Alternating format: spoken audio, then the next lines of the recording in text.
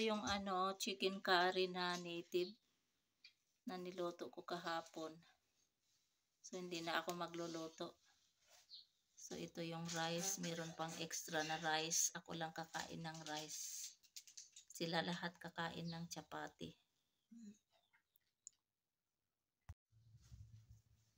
Check natin for the last time. Ayan, luto na. Ito ang madaling lutuin. Less oil, less time, and less work. Oh, ayan. Tingnan nyo, walang oil. Kunti lang ang oil. At saka mas masarap pa kaysa yung maggigisa ka, magsusuti ka ng bawang, sibuyas, kamatis. So, gayahin nyo ito mga guys, lalong-lalo na dito sa mga Pakistani wife or from other Middle East country, Arab countries. Like in mga nakapag-asawa ng Pakistani and then nasa ibang lugar sila. Like in nasa Saudi, sa Egypt. Basta Egypt may ganito din yung mga yata nila mga gulay. Bangladesh, Sri Lanka, yan. My simple version of Arroz Valenciana. Shout out to all mga Ilonggo, Ilongga. Ito yung specialty nila, favorite nila, Arroz Valenciana. To all my friends na mga Ilonggo, ito masarap ito, Arroz Valenciana. Matagal ko nang plinano ito na magluto, so ito natupad na rin at matitikman ko na rin ang Arroz Valenciana since long years ago that I did not eat this Arroz Valenciana. Ayan, let's eat Arroz Valenciana. Let's eat everyone. Ito naman yung chicken curry with gravy at saka hinaluan ko ng slices of organic potatoes. So ito yung ulam namin for lunch at saka dinner na din. And then yun, nagluto ako, nagsaing ako ng kanin. Pero yung uulamin ko ay yung sinapaw ko sa kanin na talong at saka okra. Yung sinapaw kong itlog ay gagawin kong arroz caldo. Instead na kanin, maglulugaw ako, ang gagawin ko ay yung yung oats. Ayan. Ulam nila ito. Nakakasawa din kasi itong itong chicken curry. Kaya mas gusto ko pa yung nilaga na talong at saka yung okra. Tapos isasawsaw ko sa bagoong isda. Yummy, yummy. Cooking kitsri. They call it here in our village or in Ordo, kitsri. With mungo beans, some mungo beans, half cup of mungo beans. Just I saute onions, then I put this mungo beans, and then I put water, and also I add slices of organic potatoes, and then basmati rice. So this is simple rice and simple foods in village. Cooking chicken adobo. First, I will cook here in firewood. Then I have to transfer this one in clean container. Because if I will cook in gas cylinder or gasol, then gasol is finished. And gasol is very expensive. So for the meantime, I have to cook here. And then if already half cooked, I will transfer in clean casserole. Cooking beef curry with bones and some meat with organic potatoes. So our lunch and dinner is ready. Ito naman ang another dish.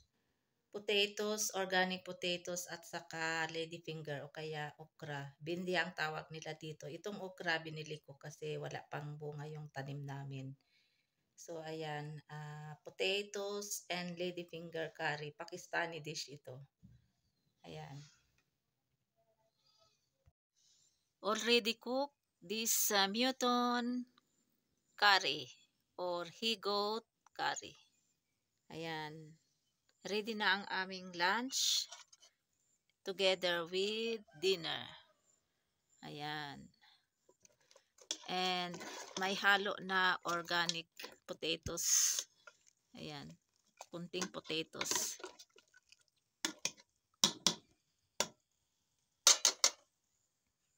Our viand for lunch together with the dinner is ready. This is organic potatoes and eggplant. So this is eggplant, potatoes, curry. Toppings with mint leaves. I did not put its coriander leaves. So I use another toppings, this mint leaves. So this is already cooked. So no need to put fire this one so that it will not become burn. Ayan. Potato curry. Ito yung potatoes namin na organic. So ito ay niloto namin na ulam. Kasi dito sa Pakistan, inuulam talaga ang patatas. So, ito ay potato curry or potato salad. Ayan. It's already cooked, this paya. Ito yung paa ng he-goat na kambing. Ayan. So, ito yung aming lunch at saka dinner. Marami na ito. Parisan ng chapati. Ayan. Ayan. Paya. Tawag nila dito yung paa ay paya. Paya ng kambing, paya ng baka, ganyan. Already cooked this grilly with mutagosht or ampalaya na may baka, karne ng baka. Kumbaga ampalaya con carne. Pero ano ito, ginawa kong Pakistani dish. Pakistani dish version. Ayan, luto na ang aming ulam. Cooking potatoes and ladyfinger curry. This is a Pakistani version dish.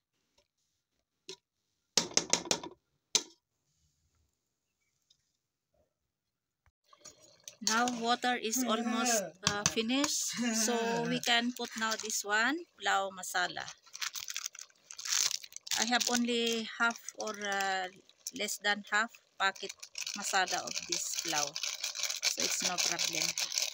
So I will put all this one.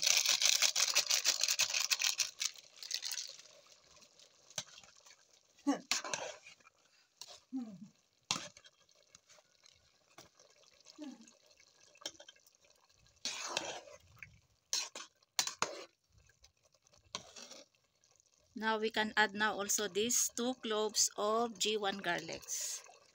Ayan. Ganyan lang yan. Maluluto lang yan.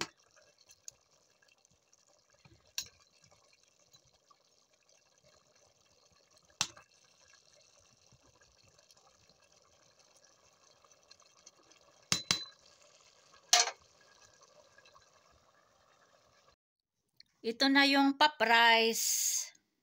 Anong tawag nyo ito sa dialect nyo? Sa Ilocano, tawag namin dito ay amarayon. Yung mga extra na kanin na medyo panis na, hinugasan ko, tapos pinatulo ko yung tubig, and then binilad ko. Kaya inipon-ipon ko ito. Ito ginawa kong pop rice kasi nagluto ako ng chips at saka yung na-expand na ata yung flour for roti chapati. Kaya sinabay ko na din ito para isahan na lang ang pagprito. Luto na ang aming ulam for lunch at saka dinner. Ito ay yung red kidney beans curry. Ang tawag dito sa Pakistan ay motidal. Kung sa Ilocano ay bukol iti utong. Ayan. Ayan, luto na. Luto na ang aming ulam for lunch at saka dinner na din. Ito ay egg curry with slices of organic potatoes. Ayan, nakagawa na din ako ng chapati. Ayan.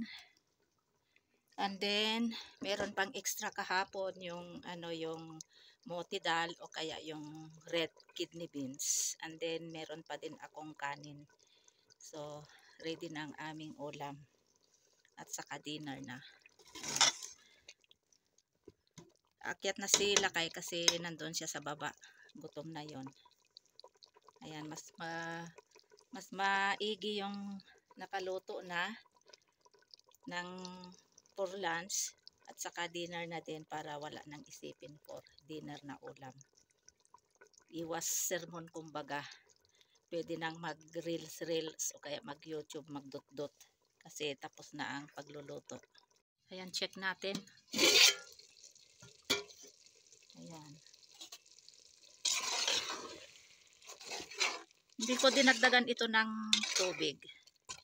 Ito yung tubig ng yung patola. Ayan.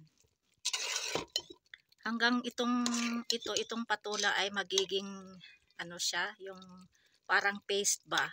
And then itong patatas naman ay yung talaga yung luto na luto. Kumbaga overcook. Yung malambot na malambot. Ito yung gusto nila na luto dito. Overcook talaga. Ayan.